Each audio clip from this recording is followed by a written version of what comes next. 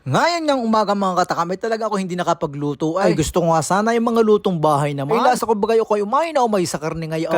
Kabila ang pesta, hindi ko na pinuntahan ng iba. At lasa ko bagay ang bato ko'y mga ngapal na. Kaya naman nga ako'y dumayo ng kain din sa ate Erlin's Eatery. Ay, sus, ahoy, anong dami ng pagkain din eh. Anong pagkakadami ng kanilang mga putahe. Pero ang gusto ko sana din ay yung gulay at isda naman. Para naman kahit papaano healthy naman ang ating inuulam. At tamang-tama naman ang kanilang menu ngayon ay ginataang langka. Tapos meron din yung pork sisig at ay baluno ng manok, pork steak at saka tortang talong at marami pang iba, pero hindi din mawawala din ang kanilang pork dinuguan. Kaya naman ako nawiwili din bumili, napakamura din ang kanilang mga paninda at talagang sulit na sulit at masarap din ang lasa. Lalo na rin natikman ko dati yung kanilang dinuguan. Kupo ay dinuguang pangbaysanan. At bukod nga sa ulam na delikado ay meron din sila din inihaw na liempo. Dahil nga umay na tayo sa karne, arin ang in-order ko, ginataang langka at pritong tilapia ay digi tama-tama. Ika nga'y kakain tayo ng isang dagasa. At bago nga palang lahat at hindi ko makalimutan, gusto ko sanang i-shoutout dito ang isang napakabait nating kaibigan at nanonood din sa ating mga vlog at siya nga daw from Saudi. At meron din siyang vlog at siya nga pala si Juan Tamad. Pwede din natin siyang i-follow para naman mapanood din natin ang kanyang mga video. Ako nga'y sumalampak na din ng upo ay wala pa pala akong kutsara tinidor. Ako nga pala nagbaon na lang ng bahaw din pagkasigang ko kanina sa rice cooker ng kanin. Ay hindi ko na maintay maluto, hindi ako'y umuna na kanina. At bahaw na ang aking dinala. Ay sabi ko hindi na lang ako magtatanghalian. At ngayong umagahan ng aking kakainin ay talagang tamang-tama na hanggang hapunan. Ay siya, kain ho tayo ng ginataang langka at pritong tilapia. Ay di kay kainamang sarap na rin. Kaya naman nag-uulam din ng garneng ulam. Ay siya, kung nag-uulam din kayo ng garne, pakashare naman ang ating bidyong are. Para namang naalaman kung nag-enjoy din kayo sa mga garneng ulam at kainan. Are nga palang kain ng are sa may bandang Barangay Libho, sa may bandang dulo ng Sitio New San Vicente at pagitan ng Eastern Libho, Batangas City. Ay hindi naman halatang halata din nag-enjoy akong kumain di at napakasarap ng kanilang mga luto. Ay lalo na sana kung libre are. Huy, umasa ka. Oo, magbabayad naman tayo. Siyempre, may namuhunan din sila. At isa pang nakakatuwa din pagdating ko pala ang din kilala pala ako bilang si Katakam. Nagpaalam muna nga ako sa kanila bago mag-video. Sabi ko, pwede ka i-vlog yung tindahan. Sabi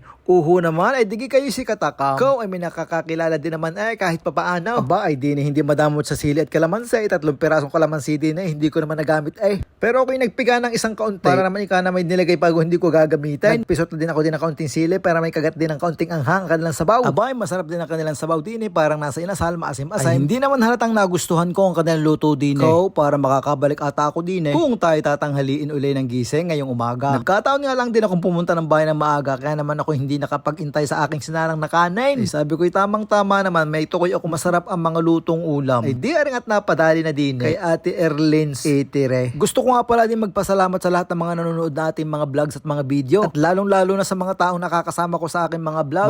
Maraming salamat ho. Talagang kayo hindi ko na maisa-isa ay talaga namang napapakabait ninyo at napakagaling sumuporta. Ay aring at paubos na ang aking kinakaing parang kahit yata tinik makakain ko din ay magtira naman sa pusa, maawa naman sa asaw ko. Ay goods to goods nga daw ay sabi ni Katakam. Malimutan ng uminom ng tubig, huwag lang ang magbayad at kumuha ng sukle. Ay siya, dyan na kayo.